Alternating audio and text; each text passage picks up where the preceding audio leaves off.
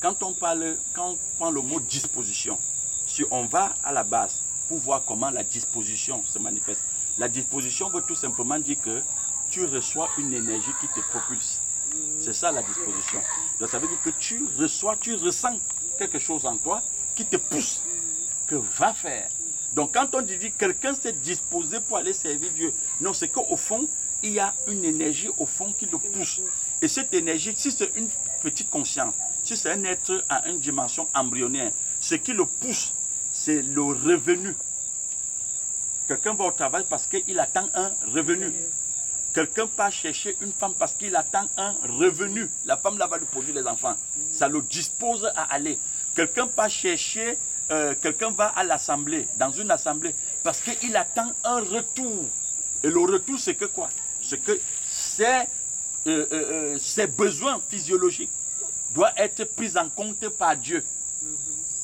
Est-ce que vous voyez un peu? Même s'il obtient les enfants, les maisons, mais il a, comme c'est un univers de besoins, il a beaucoup de besoins. C'est Dieu tous les jours au quotidien qui va prendre soin de ses besoins. Donc ça fait que éternellement, ce monsieur, même si vous lui donnez 1000 ans, il va aller 1000 ans dans le même milieu, pas pour changer, mais pour que ses besoins physiologiques soient pris en compte par le Dieu de ce milieu. Est-ce que tu comprends? C'est la raison pour laquelle quand tu vas dans des milieux ésotériques, on te dit, quelqu'un te dit par exemple, je suis allé à la Rose-Croix parce que je m'avais cherché ils appellent ça les relations, n'est-ce pas? Parce que la Rose-Croix, c'est un carnet d'adresses bien fourni. Là-bas, tu vas rencontrer ce que tu ne pouvais pas rencontrer si tu étais plutôt dans un autre type de milieu. Donc même les gens qui partent à la franc-maçonnerie, ce n'est pas pour aller chercher Dieu. Ils partent pour satisfaire les pulsions ou pour satisfaire les besoins quotidiens. Ils savent que là-bas, il va trouver tel ministre, il va trouver tel directeur, et parce qu'il est membre de cette association, on pourra lui filer les marchés. Donc le fond n'est pas Dieu.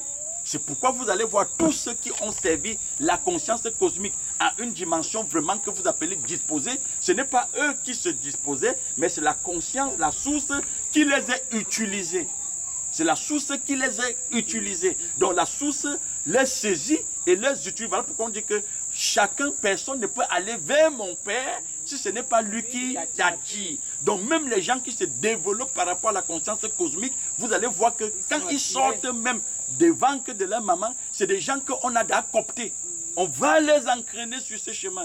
Et ceux qui ont vraiment, entre guillemets, transformé l'univers, nous ont amené des choses telles que la lumière, telles que la chimie, telles que la physique, telles que tout ce que vous pouvez voir aujourd'hui qui a transformé ou qui a été au service des humains actuellement. Mais eux, ils n'étaient pas partis pour résoudre ou bien pour satisfaire leurs besoins physiologiques au quotidien. Mais c'est la source qui les a saisis et à partir de la source s'est rendue visible. Visible. Visible. Vous voyez par exemple, même dans les Écritures, il y a des exemples. Quand on te parle d'un gars comme Élie, on te dit n'a ni père ni mère, ni enfant ni femme. N'est-ce pas? Mais qui est parfois le besoin mortel, crucial des petits sujets qui sont là. Si un sujet va dans une assemblée, il n'a pas de femme, pas de mari, à un moment il ne va plus aller là-bas. Parce qu'il sait que quand il y va, il faut qu'il trouve une femme, ou il trouve un mari, ou qu'il ait des enfants. Est-ce que vous voyez un peu? S'il part, qu'il a tous ces éléments et qu'il part pour chercher le travail, ou l'argent, ou alors avoir son bac, si ça ne réussit pas, à un moment il va partir. C'est pourquoi vous allez voir les gens sautent tous les jours de coq à l'âne. Il part tantôt, c'est dans tel milieu, le pasteur qui est là, c'est un grand homme de Dieu. Quand on n'a pas résolu son besoin physiologique, il entend qu'il y a une autre assemblée qui a ouvert ailleurs. Il parle là-bas et te dit non, c'est un grand homme de Dieu. Donc vous voyez que ce sont des prostituées spirituelles. Ils passent leur jour, leur quotidien à se prostituer dans des milieux. Pour chercher quoi? Pour chercher quoi? Pour résoudre les besoins physiologiques. Et après, quand il se tourne, il voit la prostituée qui est tenue en route. Il dit que mais celle-ci, c'est une païenne. Elle se prostitue. Mais pourtant, elle-même, elle est dans la même dimension. Dans la même dimension. Est-ce que tu vois ça?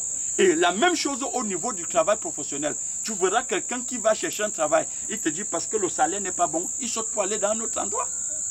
Donc, les gens restent dans un poste parce qu'ils n'ont pas encore trouvé mieux ailleurs. Donc, ils sont dans le culte. On part où on trouve mieux. C'est pourquoi vous voyez que dès qu'il a trouvé mieux ailleurs, il va partir. Et après, il va venir te dire, je me suis disposé pour faire avancer votre sculpture. Non, c'est parce que dans la sculpture-là, on lui proposait ce don qui pouvait satisfaire ses passions, qui pouvait satisfaire ses besoins physiologiques au quotidien. C'est pour ça que quelqu'un peut avoir 2 travails, 3. Mais c'est pourquoi vous voyez parfois, comme dans le Nord, les gens ont même parfois 5 boulots. Pour faire quoi? Et ils appellent ça comment? Ils te disent que pour joindre les deux bouts. Ou alors pour arrondir les fins du mois. Ce n'est pas seulement en Europe, même en Afrique. Vous allez voir des gens qui ont... En Afrique, alors c'est grave. Dans les gouvernements africains, il y a des cumuls de fonctions. Quelqu'un est président de l'Assemblée nationale, il est président de la Cour suprême, il est président de je ne sais pas moi quoi. Après tout fini, on te dit il est PCA à l'Omusport. Mais il est partout. En même temps, le même gars cumule de fonctions. Mais la différence avec ceux des Africains, c'est qu'ils cumulent des fonctions, mais ils ne travaillent même pas. Mais pourtant, en Europe, ils cumulent les fonctions, ils travaillent et puis ils quittent son corps comme ça. Mais c'est parce qu'en Europe, justement, la conscience qui est là, ceux qui régissent le petit peuple, ce sont des êtres très avancés dans la conscience cosmique. Rien que ce qu'ils représentent comme énergie, ça casse les autres. Hein. Ça régule. Ça régule. Ça ne veut pas dire qu'eux, ils viennent du Créateur. Mais le fonctionnement est le même. Mais c'est que ce qu'ils ont, la différence, c'est que ceux qui sont comme des idées là-bas, ils sont à un niveau très avancé. Ils comprennent vraiment ce que veut dire le fonctionnement de la conscience cosmique. Prends par exemple en Afrique. On prend une sculpture. Le gouvernement dit que j'affecte 2 millions à cette sculpture comme subvention. Mais quand le dossier arrive sur ceux qui doivent signer le dossier, qu'on paye la sculpture, mais ils prennent le dossier, ça c'est juste. Ils te disent qu'il faut venir négocier avec eux. Mais si c'est en Europe, ça ne se fait pas. Pourquoi? Parce qu'en Europe, ils comprennent bien que quand l'État te subventionne, c'est parce que tu es au service de l'État. Et quand eux parlent de l'État, eux ne parlent pas de l'État en tant qu'institution. Mais pour eux, l'État, c'est la conscience. Donc ils savent que tous les jours, ils sont dans un culte. C'est comme si un pasteur voit que mais, vraiment tu es à l'assemblée, tu pries et le Saint-Esprit veut venir vers toi. Il bloque le Saint-Esprit. Mais non. Et ça montre là même que même ces sujets qui sont dans le gouvernement des États africains, ils servent une conscience même qu'ils ne savent, ils ne connaissent pas, qu'ils ignorent. Je dis bien, la mort qui est dans toutes ces choses-ci, c'est quand on s'ignore, quand on ignore qui on est.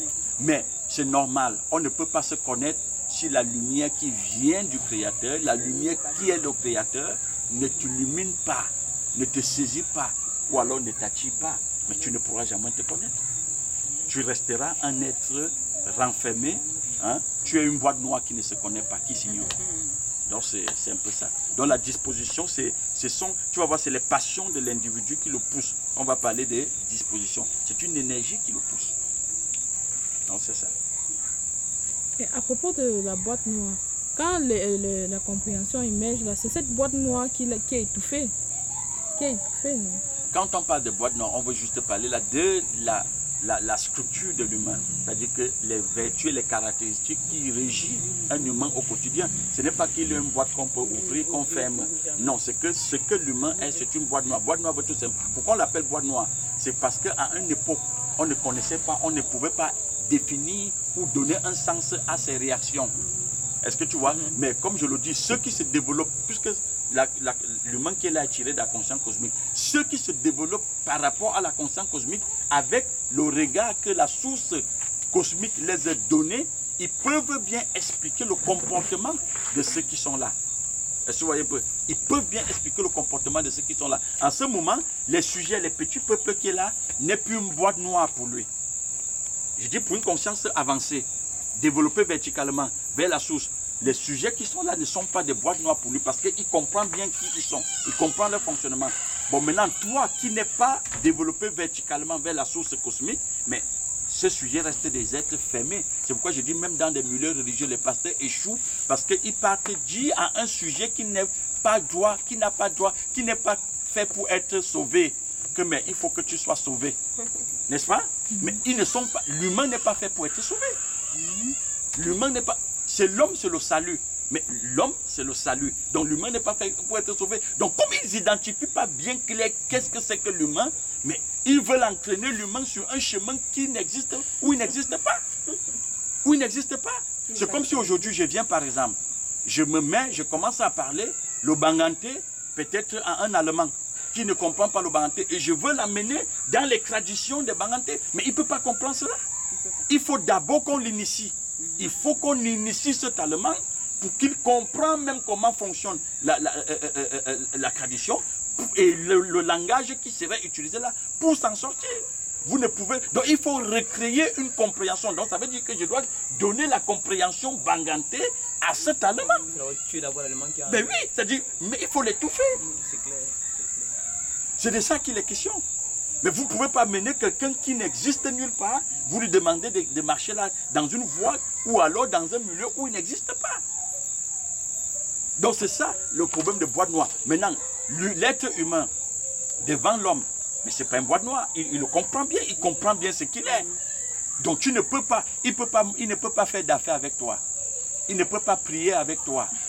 N'est-ce pas? Il ne peut pas dire allons servir Dieu parce qu'il sait que tu ne le connais pas. Ça va plutôt te donner les maux de tête. Vous avez déjà bu de l'eau et vous n'avez pas soif. Ça pèse. Ça pèse. Ça remplit Ça pèse. Donc c'est de ça qu'il est question. Tu comprendras bien que dis à quelqu'un que va servir Dieu, marche à la suite du Créateur. Alors que tu ne lui as pas donné la compréhension du Créateur, tu es en train de le tuer. Tu tues cette personne. Voilà pourquoi les gens font 40 ans, 50 ans dans des milieux, 70 ans. Quand ils veulent déjà s'évaporer, partir de leur corps, ils disent personne ne peut vivre comme Jésus. Parce que c'est trop dur. Personne ne peut vivre comme Jésus. Et tu vois, il est assis là. Et on l'appelle le doyen. Il reste là. Quand il voit un nouveau bien là, avec beaucoup de zèle cosmique, il dit, petit frère, calme-toi. Personne ne peut vivre comme Jésus. Il faut aller doucement. Mais lui, il ne peut pas dire à ces petits pourquoi personne ne peut vivre comme Jésus. Il va laisser chacun découvrir. Mais et le même gars qui te dit personne ne peut vivre comme Jésus, mais c'est lui qui prêche comment Dieu est bon. Mais frère, il faut prier. Il faut gêner. Mais pourtant, lui-même, il est conscient qu'il a fait toutes ces choses-là, il n'a pas changé. C'est la compréhension qui change. C'est la compréhension qui transforme. La compréhension qui vient d'en haut. C'est elle qui change, c'est elle qui transforme, c'est elle qui te mène à devenir une nouvelle créature. Si quelqu'un est dans l'homme, il est une nouvelle créature.